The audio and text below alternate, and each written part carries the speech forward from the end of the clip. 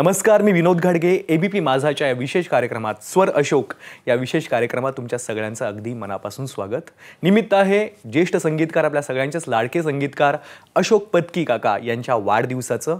वाढदिवसाला खरं तर आपण अनेक गोष्टींचं गिफ्ट देत असतो, अनेक शुभेच्छांचा वर्षाव तर होतच असतो, पण काहीतरी स्पेशल द्यायचा प्रत्येकाचाच प्रयत्न असतो. पण आत्ता माझ्यासोबत जी टीम आहे, माझ्यासोबत जी मंडळी आहेत, त्यांनी जे गिफ्ट अशोक पत्की काकांसाठी खरं तर घडवलं आहे ते आपण त्यांच्याकडूनच ऐकूया, कारण ते खूपच भारी आहे. तुमच्या सगळ्यांचं खूप स्वागत एबीपी माझामध्ये. अर्चना गोरे, मंदार आपटे, शरद सर ज्यांनी हे गाणं लिहिलं आहे. मी आधीच सांगतो की हे गाणं आहे माधुरी करमरकर आणि अनिकेत दामले यानं संगीत संयोजन केलं आहे. सो या गाण्याबद्दल आपण आज बोलणार आहोत, या खूप छान अशा गिफ्टबद्दल बोलणार आहोत. खूप स्वागत तुमचं पुन्हा एकदा. मंदार, मला आधी सांग की अशोक पत्की काका ज्यांनी आजवर इतकं काम केलं आहे, इतकी सुमधुर गाणी आपल्याला दिली आहेत, त्यांच्या वाढदिवसाला गाण्याचं गिफ्ट देणं दोन गोष्टी आहेत. म्हणजे धाडस पण आहे आणि एक म्हणजे कलात्मक आपलं काहीतरी त्यांच्या चरणी अर्पण करावं हेही आहे. काय तुझा हेतू होता? सर्वात आधी एबीपी माझाने हा कार्यक्रम करायचं योजलं आणि त्याच्याबद्दल एबीपी माझाचे आमच्या सगळ्या टीमतर्फे आभार. 2009 पासनं खरं तर माझा आणि अशोकजींचा खूप जवळचा संबंध आहे. म्हणजे मी 2009 पासनं त्यांच्या सगळ्या कार्यक्रमात गातोय. माधुरी जी आपल्याबरोबर गायिका आहेत ती तर माझ्या आधीपासून, म्हणजे जवळपास 2004-05 पासनं ती काकांबरोबर गाते. सो 2009 पासनं इतके कार्यक्रम काकांबरोबर केलेत, इतके अनुभव त्यांचे कार्यक्रम करताना, कार्यक्रमाच्या दरम्यान, दौऱ्यादरम्यान ऐकलेले आहेत आणि त्यातनं दरवेळेला काहीतरी शिकायला मिळतं. आणि असं नेहमी वाटतं की अरे आम्ही, म्हणजे कधीतरी असं होतं की आज भेटले काका आणि एखादा वेगळाच काहीतरी त्यांचा मुद्दा मांडतात किंवा एक वेगळा अनुभव सांगतात आणि असं वाटतं की अरे इतके वर्ष आपण काकांना काही ओळखतच नाही होत. म्हणजे त्यांच्याकडे सांगण्यासारखं खूप असतं. अनेक म्युझिक डिरेक्टर्सकडे, SD बर्मनपासून सगळ्यांकडे त्यांनी एक वादक म्हणून काम केलं आहे आणि एक संगीतकार म्हणून तर गेले 50 वर्ष ते आपल्याबरोबर आहेतच. तर त्यामुळे प्रचंड मोठी कारकीर्द आणि भयंकर हिमालया एवढा अनुभव प्रत्येकच क्षेत्रातला, आणि त्याच्यामुळे खूप त्यांच्याकडनं शिकायला मिळतं. आणि एक अतिशय आनंद आहे की त्यांच्या ह्या वाढदिवसानिमित्त आम्ही काही ना काहीतरी संगीतरूपी, काव्यसंगीतरूपी त्यांना आम्ही त्यांच्याबद्दल बोलू शकलो. वा. शरद सर, तुम्ही हे गाणं शब्दबद्ध केलं आहे, तुम्ही हे गाणं लिहिलं आहे. जसं आत्ता मंदारनी सांगितलं, इतकी मोठी कारकीर्द आहे आणि ती शब्दात मांडणं, आणि मी ते गाणं ऐकलं आहे, खरंच खूप सुंदर झालं आहे. जेव्हा मी पहिल्यांदा ऐकलं तेव्हा मी मंदारला सांगितलं होतं की हे मला गाणं नाही, त्यांचं आत्मचरित्र वाटतं, कारण इतक्या सगळ्या गोष्टी तुम्ही छान गुंफल्या आहात. सो ती प्रोसेस कशी होती, ते सिलेक्शन कसं होतं, आणि इतक्या कमी शब्दांमध्ये मांडणं ही सोपी गोष्ट नाही आहे. तुमच्यासाठी काय अनुभव होता हा? माझी पहिली ओळख अशोकजींची जी झाली 2013मध्ये. अच्छा. आम्ही काही गाणी, आम्ही म्हणजे मी आणि माझ्या पत्नीने, आम्ही दोघांनी काही गाणी लिहिली होती, म्हणजे संग्रह केला होता. लहान मुलासाठी, मोठ्यासाठी सगळं होईल, अक्षरपूजा गीतांजली असं नाव होतं. मला त्या दिवसापासून आमच्या डोक्यात होतं, मिसेसला म्हटलं ह्यांच्यावर काहीतरी गाणं करू, कारण मला माहिती आहे जिंगल करतात, हे सगळं करतात ते. आणि मुख्य म्हणजे सप्तसूर हे गाणं पहिल्यांदा ऐकलं, हे त्यांचं इथलं. वा वा. अशा प्रकारे त्यांच्यावर एक गाणं लिहिलं म्हणजे काय, गद्यामध्ये लिहिल्यासारखं स्पष्ट सांगतो. जे सुचतं ते लिहित गेलो. ते सप्तसूरच मी पहिलं डोक्यात आलं की टाकलं, असं करून ते लिहिलं गेलं. माधुरी, या गाण्याचा भाग होणं आणि अशा शुभेच्छा आपल्या लाडक्या संगीतकारापर्यंत पोहोचवणं, गुरुही म्हणू शकतो, गुरूंपर्यंत पोहोचवणं, काय भावना आहेत? खूप छान योग आहे. मंदारनी म्हटलं तसं की एबीपी माझाचे खूप खूप आभार की आपल्यामुळे हे गाणं खूप जणांपर्यंत पोचणार आहे, की असं एक गाणं येतं आहे हे समजेल रसिकांना. आणि माझ्या बाबतीत असं आहे की जे काही माझे गानगुरू आहेत किंवा होते असं म्हणेन, की प्रभाकर पंडित असतील किंवा यशवंत देव काका किंवा खळे काका, हे गुरु माझे सगळे. तर आता कोणीही हयात नाही, त्यामुळे लिव्हिंग लिजंड असं ज्यांना म्हणता येईल असे एकमेव आता अशोकजी माझ्यासाठी आणि आपल्या सर्वांसाठी आहेत. आणि त्यांच्यासाठी असं एखादं गाणं घेऊन, आणि कोण येतं आहे तर लाडका संगीतकार मित्र मंदार आणि शरदजी, ज्यांनी फार सुंदर लिहिलं आहे. श्रेयसीने ते खूप छान अरेंज केलं आहे. मुळात आधी एक सच्चा प्रामाणिक प्रयत्न जेव्हा असतो, बरोबर, इतका मनापासून लिहिलेलं आहे त्यांनी, त्यांच्या भावना इतक्या सच्च्या आहेत की त्यांच्या लेखणीतनं ते सगळं उतरलं आहे. आता हे थोडंसं सरप्राईज रसिकांसाठी असू दे, पण त्यांची सगळी वैशिष्ट्य त्या गाण्यामध्ये आलेली आहेत असं ते वाचल्यावर माझ्या लक्षात आलं. आणि खूप छान चाल, अतिशय समर्पक अशी चाल, खूप सुंदर अनिकेतचं त्याला संगीत संयोजन, आणि मला त्यातला जो भाग गायला मिळाला आहे तोही माझ्यासाठी सरप्राईज होता आणि तो खूप छान आहे. आपल्याला ऐकल्यावर लक्षात येईलच ते. सो खूप खूप धन्यवाद. जवळजवळ अशोकजींनी जेव्हा लाईव्ह कार्यक्रम सुरू केले तेव्हापासनं मी त्यांच्याबरोबर आहे आणि माझं सोलो प्लेबॅकची सुरुवात त्यांच्यामुळे झाली. आणि त्यांचं असं मी बघितलं इतक्या वर्षात की जे कुठे ना कुठेतरी त्यांना वाटायचं की माधुरीचा सहभाग असावा, मग ते शक्य असेल तेव्हा सोलो, पण नाहीतर कुठे ना कुठेतरी माधुरी मला पाहिजे, हे जर त्यांचं मी बघितलं तर खूप खूप आशादायी असं म्हणजे मला अतिशय आनंददायी, मला त्याच्यातनं अत्यंत शिकायलाही मिळालं. त्यांच्या मेलोडियस चाली असल्यामुळे मला खूप आवडायच्या गायला. आणि असोसिएशन इतक्या वर्षांचं आहे की आठवणी तर खूपच आहेत, अर्थातच सगळं सांगणं शक्य नाही, पण या निमित्ताने खूप बरं वाटलं. हे मला रसिकांबरोबर हे शेअर करू शकते मी की हे ऋणानुबंध असतात आणि ही परतफेड होऊ शकत नाही. हे अमूल्य ठेवा आहे. हे कसं आम्ही त्यांना काय देणार, मी काय मंदार काय, आम्ही वयाने खूप लहान आहोत, पण तू जसं मगाशी म्हटलंस की आमच्यातर्फे ही त्यांना भेट आहे. एक नवीन गाणी करणाऱ्या संगीतकाराला ह्या नवीन गाण्याची भेट आहे त्यांच्यासाठी. त्यामुळे खूप आनंद झाला आणि खूप त्यांना या निमित्ताने उदंड आयुष्य लाभो, निरोगी दीर्घायुष्य त्यांना लाभो, अशा शुभेच्छा. ताई, तुम्हालाही अर्थात या सहभागाबद्दल आणि इतकं छान काहीतरी आपण आपल्या लाडक्या संगीतकारासाठी देतोय, त्याचा आपण भाग आहोत. काय तुमच्या काय भावना आहेत? खूपच मला गोड वाटतंय ह्या सगळ्या टीमचा भाग होणं. आणि काही वर्षांपूर्वी आम्ही त्यांच्या 75चा कार्यक्रम केला होता अशोक पत्की काकांच्या. तर त्यामध्ये आम्ही हट्ट केला होता की माझ्यासाठी पण तुम्ही एक गाणं, ओरिजिनल गाणं कराल का. तर त्यांनी अतिशय सुंदर माझ्यासाठी एक गाणंही केलं होतं. आणि या निमित्ताने जसं माधुरी म्हणाले की लिव्हिंग लेजंड आहेत ते, आणि इतके ब्रिलियंट संगीतकार आहेत की त्यांनी भावगीतं, चित्रपटगीतं असतील, सिरियल्स, जिंगल्स, म्हणजे अगदी 30 सेकंदापासनं 10 मिनिटांचं गाणं इथपर्यंत रेंज असलेली गाणी त्यांनी केलेली आहेत. त्यामुळे ते अतिशय प्रतिभावान तर आहेतच, आणि त्यांच्यासोबत काम करणं हे एक खरंच भाग्याचं आहे, म्हणजे भाग्यच आहे. आणि जसं नायमपल्ली काका बोलताना सुद्धा त्यांना भरून येत होतं. म्हणजे तुम्ही विचार करू शकता की किती त्यांचा सहवास आहे, किती साधेपणा आहे या सगळ्यामध्ये. आणि हा साधेपणाचा भाग होणं हा अतिशय गोड अनुभव आहे.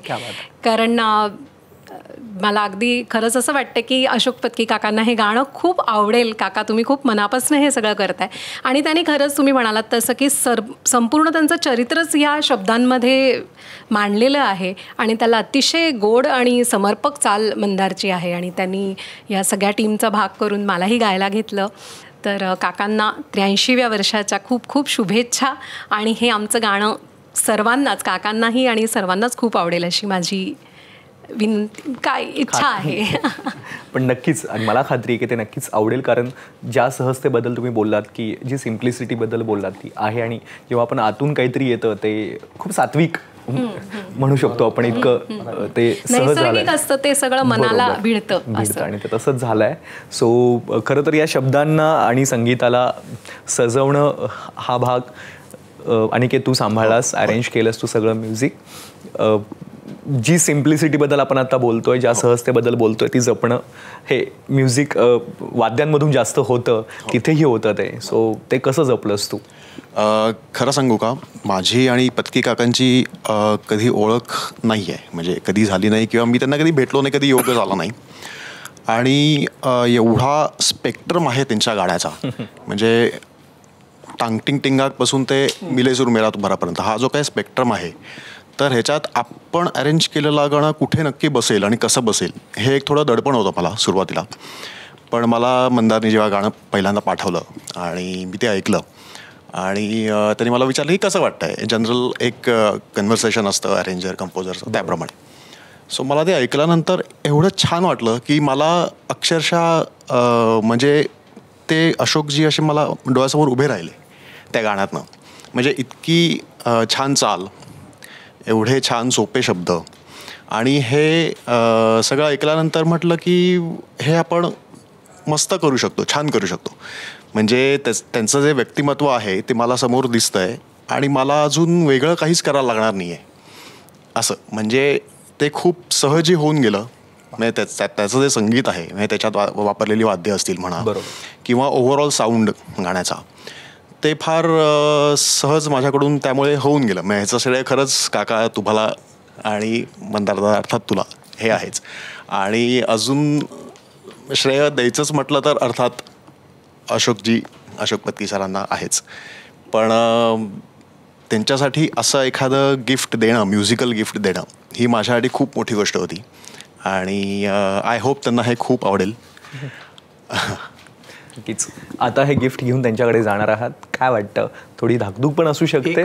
एक गंमत सांगतो मी या गाण्याची, की गाणं कसं, हे गाणं डेव्हलप कसं झालं. म्हणजे सुरुवातीला जेव्हा माझ्याकडे, जसं काकांनी मला गाणं दिलं, एक थोडंसं मुक्तछंदातलं गाणं, मी ते शिरेसीकडनं करून घेतलं गाणं. चाल लागल्यानंतर शेवटचा अंतरा माझा शेवटपर्यंत होत नव्हता. म्हणजे मी अनिकेतकडे जोपर्यंत मी ते अरेंजमेंटसाठी घेऊन गेलो तोपर्यंत शेवटचा अंतरा झालेला नव्हता. म्हटलं सुचेल, त्याच्याकडे गेलं की सुचेल. आणि मी आणि अर्चना आम्ही गेलो, कारण अनिकेतचं ह्या एका गाण्यासाठी कधी, कारण कसं असतं की काही काही अरेंजर असतात, त्यांचे फक्त नावं दिली जातात, त्यांचा फक्त फोटो असतो, स्टुडिओ सेटअपमधलं एक शूट असतं.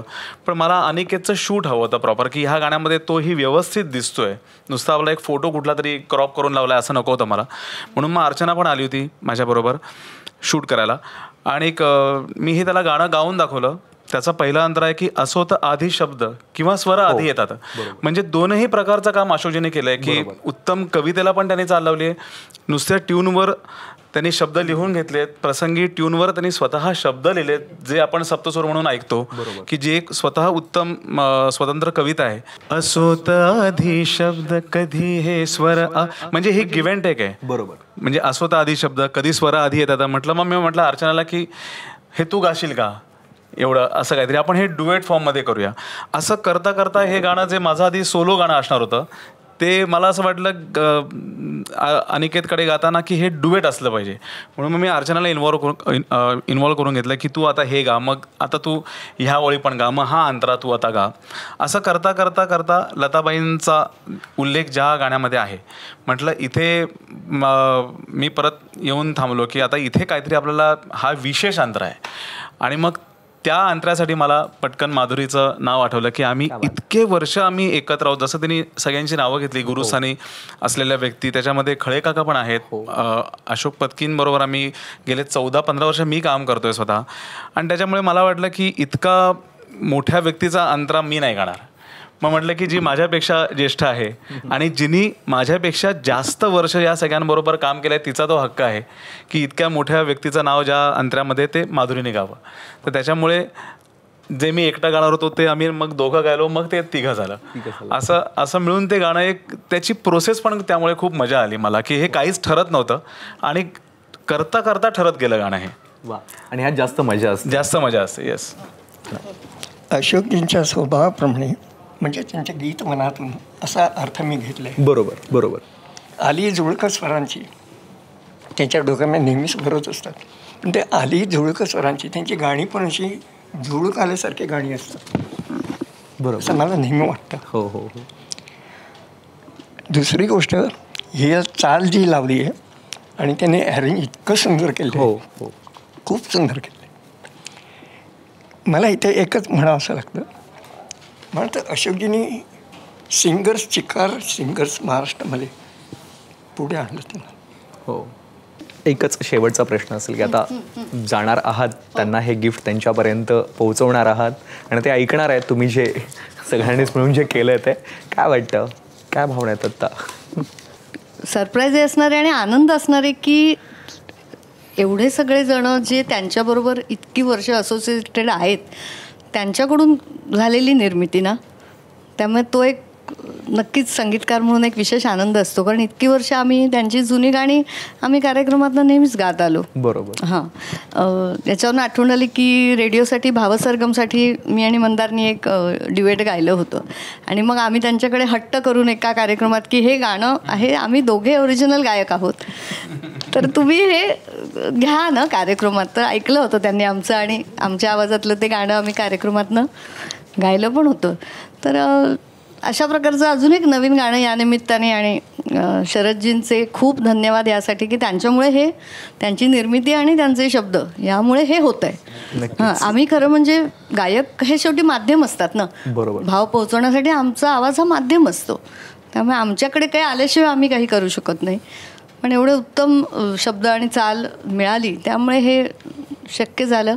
आणि मंदार म्हणाला तसं की त्याला वाटणं की माधुरीला बोलवूया, हे खूप माझ्यासाठी आनंददायी आहे. नक्कीच. खरं तर हे गाणं म्हणजेच तुमच्या सगळ्यांच्या काकांसाठी जे काकांप्रती जे प्रेम आहे त्या प्रेमाचं प्रतीक आणि ते माध्यम आहे तुमच्या सगळ्यांच्या भावनांचं. सो हे गाणं त्यांना नक्कीच आवडेल.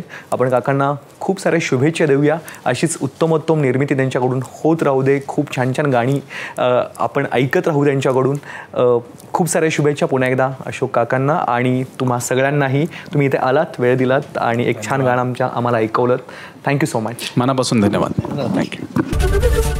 एबीपी माझा, उघडा डोळे बघा नीट.